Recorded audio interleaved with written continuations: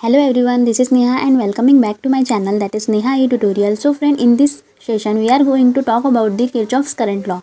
So friend, before starting the video, I have a small request. If you are visiting in my channel for the first time, then subscribe my channel and press the bell icon that you will get the notification of my upcoming videos first. So friend, without wasting any time, let's start the video. Friends, while studying in the electric circuit, it is mandatory to learn the laws of electricity associated with them. Kirchhoff's law of the electric circuit is assumed to be the heart of this electric circuit and circuit analysis. With the help of Kirchhoff's law, we can find the values of electrical components such as the resistor, inductor, etc. Kirchhoff has given two individual laws corresponding to the calculation of the current and voltage in the given circuit.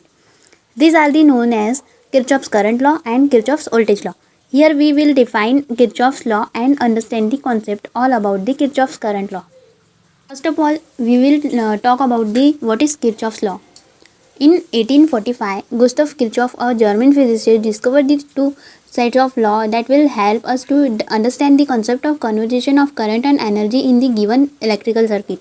These two laws are commonly known as Kirchhoff's law of electrical circuit. Kirchhoff's law of the electrical circuit are helpful in analyzing and calculating the electrical resistance, impedance, and any complex AC circuit is. So, to state Kirchhoff's law, we must be well versed with the direction of current flow as well. Now let us have a look at Kirchhoff's law in detail. And now we will look what state Kirchhoff's current law. Gustav Kirchhoff was the creator of law. Kirchhoff's current law is also known as the Kirchhoff's first law of the electrical circuit. It says that the algebraic sum of all the current in given circuit will be equal to 0. In other words, it states that the total current flowing in a node or a junction in an electric circuit must be equal to the total current flowing out. Kirchhoff's current law is considered to be a consequence of charge conservation.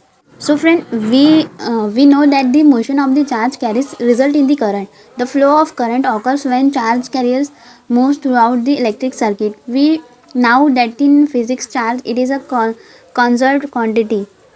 So in the context of the electrical circuit, it is satisfied by checking whether the amount of current flowing inside is equal to the amount of current flowing outside. The standard way of expressing Kirchhoff's current law is by writing the equation for the sum of all the current entering is being equal to the sum of current leaving the junction. Let us consider the example shown. In the given figure, there are two arms from which the current is entering the node, and from the third the current is leaving the circuit. Now according to the Kirchhoff current law, the algebraic sum of current entering the node must be equal to the algebraic sum current leaving the node. Mathematically we will write that is I1 plus I2 is equals to I3.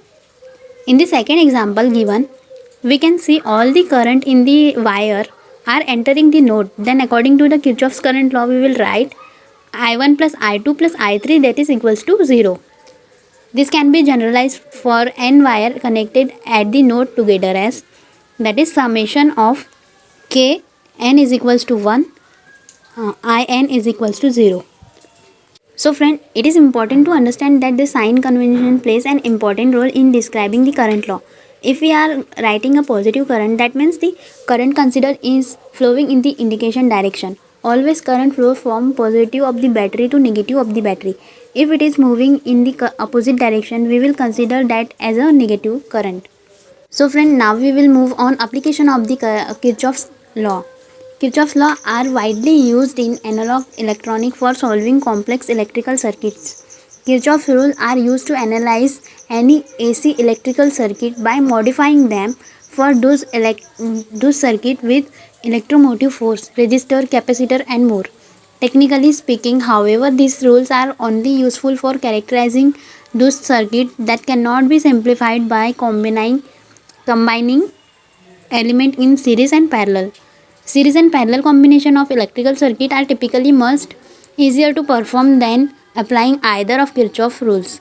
But Kirchhoff's rules are widely applicable and should be used to solve problems involving complex AC circuit that cannot be simplified by combining circuit component in the series or parallel. So friend, I hope you have understood my today's video, Kirchhoff's current law.